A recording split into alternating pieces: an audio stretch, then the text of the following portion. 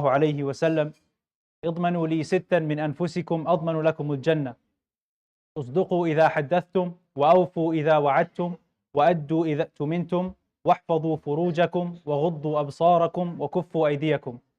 Today's hadith is narrated to us by Imam Ahmad with an authentic chain of narration where the Prophet ﷺ he says, guarantee me 6 and I will guarantee you Jannah. Be truthful when you speak. Keep your promises when you make them. Fulfill the trust when you are trusted. Guard your chastity, lower your gaze, and refrain your hands from harming others. So in this hadith, the Prophet ﷺ he lists 6 things or 6 actions that if a person adheres to and does continuously throughout their life, they are guaranteed Jannah, a promise made by the Prophet ﷺ himself. The first thing he said is, "Usduqu idha haddathtum," be truthful when you speak, referring to honesty, which is the characteristic of a good Muslim. And the Prophet ﷺ he says, "Inna sidqa yahdi ila al-birr wa inna al-birra yahdi ila al-jannah," that truthfulness leads to righteousness and righteousness leads to Jannah. The second thing he said, alayhi salatu wassalam, وَأَوْفُوا إِذَا وَعَدْتُمْ, that fulfill the promise or keep the promise when you make it. And a Muslim should not be a person that is known to break their words or to break their promise or to go back on his word or to break a contract or to break a pledge or to break an oath. And this level of trust, when it is achieved in a community, it helps the community grow.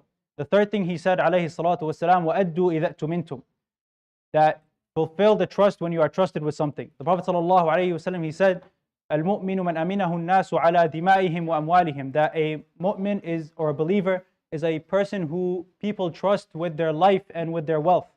And when this level of trust is achieved in a community, that sense of unity and that sense of brotherhood and sisterhood is increased, and this helps the ummah grow.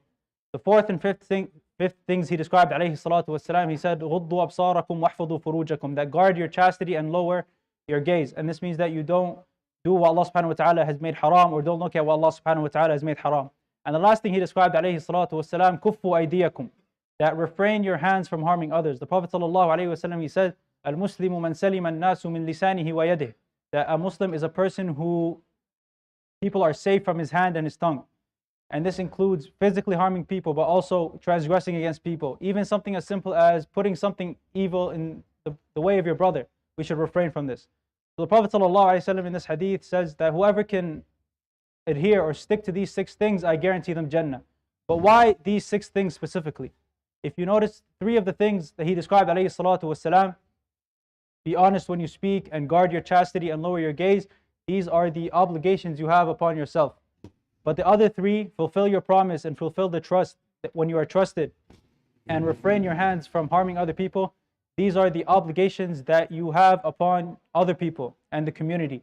So it's as if the Prophet ﷺ is saying that the path to Jannah is dependent on both your obligations to yourself and your obligations to other people and the community. I hope that was of benefit. Yarwi الإمام أحمد بسند صحيح عن عبادة بن الصامت رضي الله عنه قال قال النبي صلى الله عليه وسلم من ضمن لي 6 ضمنت له الجنة اصدقوا إذا حدثتم وأوفوا إذا وعدتم وأدوا إذا اؤتمنتم واحفظوا فروجكم وكفوا أيديكم وغضوا أبصاركم وكفوا أيديكم. صدق رسول الله صلى الله عليه وسلم. سبحانك اللهم وبحمدك أشهد أن لا إله